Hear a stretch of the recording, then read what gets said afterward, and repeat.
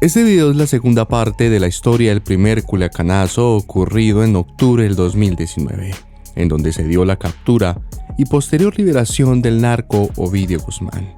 Aquí te cuento detalles sobre los crímenes cometidos en la ciudad, la liberación del joven capo y cuáles fueron todas las declaraciones que dio el gobierno.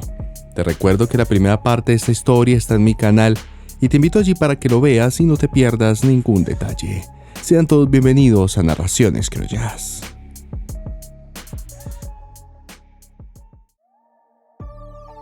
Cuando se dio la captura de Ovidio y mientras lo tenían cautivo en la casa donde lo detuvieron, los habitantes de Culiacán vivían las balaceras entre los sicarios y elementos del ejército mexicano, carros incendiados y otras fuertes detonaciones, escenas que se veían solo en películas o videojuegos de acción, pero que ahora eran parte del culiacanazo. Esta ciudad se llenó rápidamente de decenas o tal vez centenares de hombres armados que custodiaban diferentes áreas de la ciudad, mientras que las versiones oficiales confirmaron la detención del ratón. Culiacán estuvo en incertidumbre varias horas, con personas atrapadas en sus trabajos, centros comerciales, familias alejadas y el constante olor a pólvora.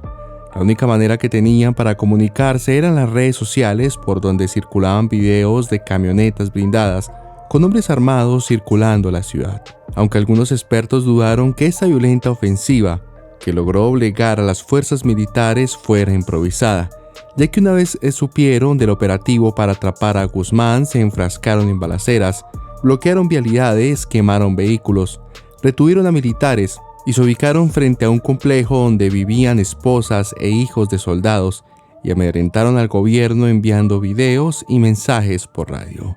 De esta manera, en un corto lapso de tiempo, los gatilleros del cártel de Sinaloa tomaron el control de Culiacán, luchando así por su patrón, y dejaron en ridículo al gabinete de seguridad de AMLO ante los ojos del mundo, sentando así también un peligroso precedente en donde ahora era posible negociar con balas y advertencias.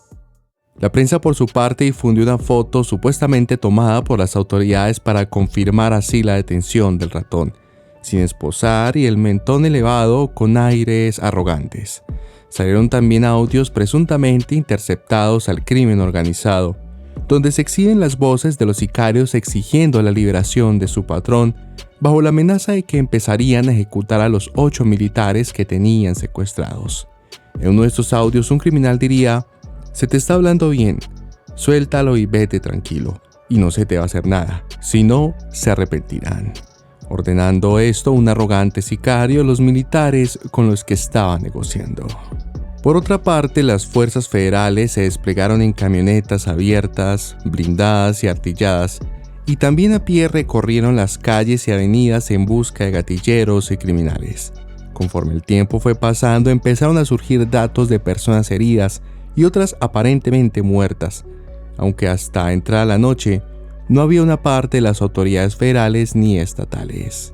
Otro acontecimiento que se recalca en medio de todo este caos en la ciudad fue la fuga de 51 presos del penal de Aguaruto entre las 5 y las 5:30 de la tarde, quienes aprovecharon esta batalla campal para escaparse del centro penitenciario. Estas eran aproximadamente 55 personas que inicialmente se habían dado la fuga, pero después se logró la reaprehensión de 4, y al hacer el recuento total faltaban 51 personas, de las cuales solo se localizaron 2, continuando la búsqueda de 49 personas que faltaban. Se dijo que para este escape hubo un amotinamiento en la que los internos despojaron de sus armas a 5 custodios. La mayoría de estos personajes pagaban condenas por delitos federales, incluyendo narcotráfico, asesinatos, secuestro y armas de fuego.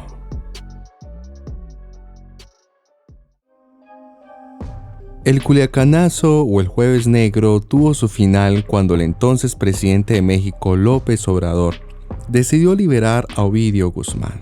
Ante esto, la opinión pública se mostró severamente dividida, donde hubo un sector crítico que rechazó la liberación del hijo de Joaquín Guzmán, pero aquellos que vivieron en carne propia este suceso se colocaron a favor del mandatario.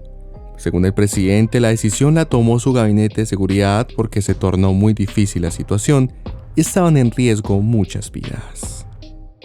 Los ataques del culiacanazo dejaron 8 muertos, 16 heridos, 19 bloqueos de calles, 14 enfrentamientos, 8 soldados capturados y liberados y 68 vehículos militares con impactos de bala, así como agresiones contra el cuartel militar en Culiacán.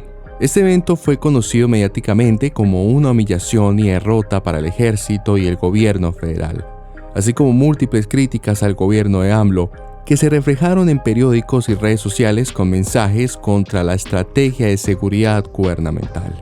Al siguiente día de la captura, el secretario de la Defensa Nacional modificó la versión dada inicialmente y aseguró que la patrulla fue atacada mientras esperaba la orden de cateo, pero agregó que el personal había actuado de manera precipitada, sin medir las consecuencias para poder obtener un resultado positivo. Añadió también que hubo falta de previsión sobre las consecuencias de la intervención, omitiendo además obtener el consenso de sus mandos superiores. Durante este informe también se indicó que el cártel de Sinaloa intentó sobornar con $3 millones a uno de los comandantes del operativo para que dejaran en libertad a Ovidio Guzmán, pero este lo rechazó y fue amenazado de muerte por este motivo. Entre las críticas que se hicieron al operativo, se dijo que fue una estrategia militar mal planteada, de no haber tomado en cuenta entrar a Culiacán de noche en vez de día, y falta de inteligencia para evitar riesgos para los civiles. También se criticó el hecho de que el gabinete manejó dos versiones sobre cómo se dio el operativo, desmintiendo la inicial. La que fue considerada como la peor crisis de seguridad en el gobierno de AMLO se midió en una encuesta en donde el 54% de los entrevistados estuvo en desacuerdo que hayan decidido dejar libre a Ovidio Guzmán, mientras que el 56% dijo que si estaba en sus manos, no lo hubieran dejado escapar. Retomando en la conferencia de prensa del secretario de la Defensa, ese remarcó que el operativo conjunto fue una acción directa contra Ovidio y no un hecho fortuito. Por tanto, habían procedimientos legales que debían seguirse, como esperar la orden de cateo antes de ingresar al inmueble. Por su parte, el secretario de Seguridad y Protección Ciudadana confirmó la liberación de Ovidio, pero señaló que nunca se le hizo un arresto formal y sostuvo que la decisión se tomó para proteger vidas, como lo habían anunciado en la conferencia mañanera, reiterando que si bien se buscaba lograr la paz del país, no iba a ser a costa de convertir a México en un cementerio. También dijo que no querían enlutar hogares, sino resarcir el desgarrado tejido social, donde no iban a regresar al tiempo de las masacres generalizadas. En las declaraciones que hizo, el presidente AMLO insistió que fue la mejor decisión que pudieron tomar, argumentando que intentar capturar al ratón, como era el plan original, hubiera causado por lo menos 200 muertos según sus cálculos. Para esto se aferró a su postura, subrayando que tenía la conciencia tranquila y que su objetivo era arrancar de raíz la política de gobiernos anteriores que solo enlutaron a miles de familias. Continuó diciendo que desde el principio había dejado en claro que cambiarían esa política absurda, inhumana e ineficaz, y que el caso de Culiacán había servido para confrontar los dos modelos, en donde al pasar el tiempo, la gente de Culiacán y Sinaloa juzgarían si se hizo bien o mal. En contraste a sus declaraciones, en las redes sociales se popularizaron hashtags como AMLO renuncia y Estado fallido, aunque también hubieron varios mensajes de apoyo bajo la consigna AMLO estamos contigo. El presidente reconoció por primera vez el 19 de octubre que fue él quien ordenó detener el operativo y posteriormente liberar a Ovidio Guzmán. En esta conferencia, el mandatario, hablando más detalladamente, dijo las siguientes palabras. ¿Qué sucedió? Había un grupo haciendo una instigación para detener a esta persona. Deciden aprehenderlo al mediodía en su casa y hay una reacción del grupo de la delincuencia y empiezan a movilizarse con armas de alto poder. Empiezan a agredir a unidades habitacionales de militares, secuestran a militares, se colocan en lugares estratégicos en Culiacán, interviene el ejército y hay respuesta. Incluso le pegan a un helicóptero. Afortunadamente aterrizan y se forma una situación delicada en donde iba a haber una confrontación en plena ciudad que iba a posiblemente causar la muerte de cientos de personas. Por su parte, el liberado narcotraficante Ovidio Guzmán presuntamente abrió una cuenta Instagram en la cual publicó una carta con su postura sobre lo sucedido en Culiacán, Sinaloa.